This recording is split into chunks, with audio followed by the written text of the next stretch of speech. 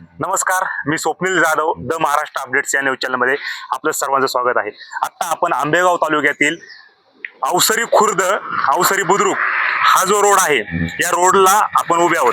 तर या रोडची समस्या अशी आहे की या रोडला पूर्ण खड्डे पडलेले आहेत। अवसरी खुर्द ते अवसरी बुद्रुक पर्यंत गेलो तर संपूर्ण खड्डेमय रोड झालेला आहे आणि या ठिकाणी येणारे जाणारे जे वाहनधारक आहे, टू व्हीलरवाले आहे, त्यांना याचा त्रास होत आहे। तर आपल्या समवेत अजित चव्हाण हे आहेत, आपण त्यांच्याकडून समजून घेणार आहोत काय नक्की या रस्त्याची परिस्थिती आहे, काय परिस्थिती आहे रस्त्याची आणि एवढे खड्डे झालेत, का प्रशासन याच्याकडे दुर्लक्ष का करत आहे? सर्वात प्रथम पत्रकार साहेब आपलं मनापासून अभिनंदन, आभार. कारण महायुती शासनाच्या माध्यमातून अवसरी फाटा जांबूत ह्या रस्त्याला जवळपास 418 कोटी रुपयांचा निधी त्या ठिकाणी पडलेला आहे आणि जवळपास 1.5-2 वर्ष झालेली आहेत आणि अतिशय संत गतीने हे काम त्या ठिकाणी सुरू आहे आणि याचा इतका मोठा त्रास या परिसरातील आम्हा सर्व ग्रामस्थांना, येणाऱ्या जाणाऱ्यांना, वाहन चालकांना या ठिकाणी होतोय की या रस्त्याचे तुम्ही आता अवसरी फाट्यावरून बघितलं असेल, आमच्या अवसरी बुद्रुक मेंगडेवाडी पर्यंत जर पाहिलं, हजारो खड्डे तुम्हाला या रस्त्यावर त्या ठिकाणी दिसतील।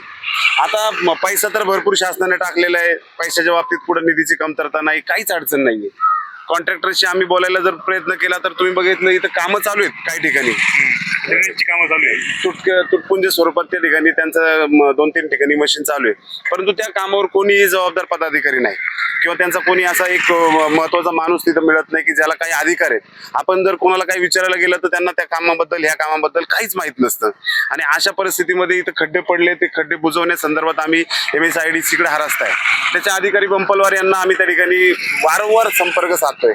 त्यांना फोन केल्याच्या नंतर थोडीफार डागडुजी त्या ठिकाणी केली जाते। मला वाटतं मागच्या 15 सुद्धा मी स्वतः कलेक्टर साहेबांना त्या ठिकाणी पत्र लिहिलं होतं व तुमच्यासारखे सर्व पत्रकार आम्हाला सहकार्य करतायत, बातम्या वर्तमानपत्रांमधून येत आहेत, तुमच्या याच्यातून येतात सोशल मीडियाच्या माध्यमातून आणि कुठेतरी डागडुजी करण्याचे, मलमपट्टी करण्याचं काम होतंय, परंतु आजही खड्डे इतके आहेत की आज नवीन गाड्यांच्या अक्षरशः म्हणजे गाड्या खिळखिळ्या झाल्यात। टू व्हीलरवाले तर मुठीत जीव घेऊन त्या ठिकाणी जात आहेत। आता आठवड्याभरामध्ये मान्सूनचं आगमन होणार आहे, पाऊस पडणार आहे आणि जर पावसाळ्याच्या आधी हे जर खड्डे बुजले नाहीत, तुम्हाला माहिती आहे 2-3 महिन्यापूर्वी जवळपास मला वाटतं 5-6 महिने झाले आमच्या अवसरी बुद्रुक मधले 2 युवक या रस्त्याच्या हलगर्जीपणामुळे, ह्या संत कामामुळे 2 तरुणांचा जीव गेलाय आणि आता जर पाऊस सुरू झाला तर ह्या पावसाळ्यामध्ये अनेक अजून त्या ठिकाणी असे दुर्दैवी अपघात होण्याचं त्या ठिकाणी शक्यता आहे। म्हणून माझी तुमच्या सगळ्यांच्या माध्यमातून विनंती आहे की तात्काळ हे खड्डे त्या ठिकाणी बुजवले पाहिजे। संपूर्ण रस्त्यालाच खड्डे बुजवण्यापेक्षा हा रस्ता नूतनीकरण व्हावं असं वाटतं। 100% हा रस्ता नूतनीकरण झाला पाहिजे, त्यासाठी शासनाने निधी टाकलेला आहे आणि जवळपास 418 कोटींचा निधी आहे, रस्ता रुंदीकरण होणार आहे। वारंवार खड्डे भरले जातात परंतु पुन्हा एकदा ते खड्डे ओपन होत आहेत। नाही, ते खड्ड्यांची हे फक्त मलमपट्टी आहे, याच्यामध्ये कुठेही त्यांचं फार इंजिनिअरिंग नाहीये। मुळातच आहे ना, याच्यामध्ये कॉन्क्रिटीकरण लवकरात लवकर झालं पाहिजे। आता तुम्ही बघितलं असेल की हे काम काही दिवस इथं ह्या पट्ट्यातलं थांबलेलं आहे, अवसरी खुर्द आणि पट्ट्यातलं, त्याच्यामध्ये काही राजकारण त्या ठिकाणी करण्याचा प्रयत्न त्या ठिकाणी होतोय।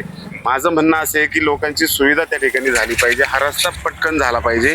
याच्यामध्ये जर काही अडचणी असतील, इथल्या काही समजा लोकप्रतिनिधींच्या काही भावना असतील तर MSIDCच्या लोकांनी त्या ठिकाणी इथं आलं पाहिजे, स्थानिक लोकप्रतिनिधी। मग माझं तर आव्हान आहे की वळसे पाटील साहेब तालुक्याचे आमदार आहेत, त्यांचं प्रशासनावर प्रचंड पकड आहे, त्यांनी या ठिकाणी ह्या रस्त्याच्या कामासंदर्भामध्ये आढावा बैठक घेणं गरजेचं आहे, अधिकाऱ्यांना घेतलं पाहिजे।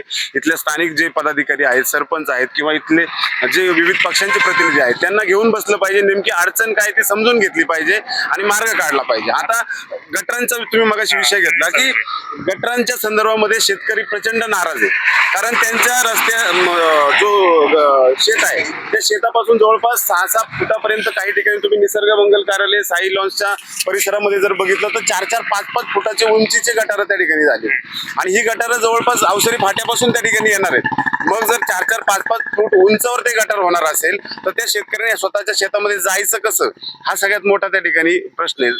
रस्त्याच्या कडेला शेत आहे म्हणजे उद्याच्या काळामध्ये जाऊन तिथे जर काही व्यवसाय सुरू करायचा असेल तर सगळ्यात पहिलं लाखो रुपये घालून त्या रस्त्याला पहिलं भरावा घालून वरती घ्यावा लागेल, तेव्हा तिथं काहीतरी तुम्हाला व्यवसाय उभा करता येईल। आणि जर गटार एवढ्या उंचीवरचा असेल तर आम्हाला प्रश्न पडतो की त्या गटारामध्ये पाणी जाणार कुठून आहे, नेमकं कोणतं पाणी त्याच्यात घुसणार आहे? तर हा कुजबूज अशी आहे, आम्ही अनेक कॉन्ट्रॅक्टरशी बोललो, केवळ इस्टिमेट वाढवण्यासाठी, टक्केवारी मिळवण्यासाठी, ह्या इस्टिमेट फुगवण्यासाठी फक्त या गटारांचं नियोजन केलेलं आहे।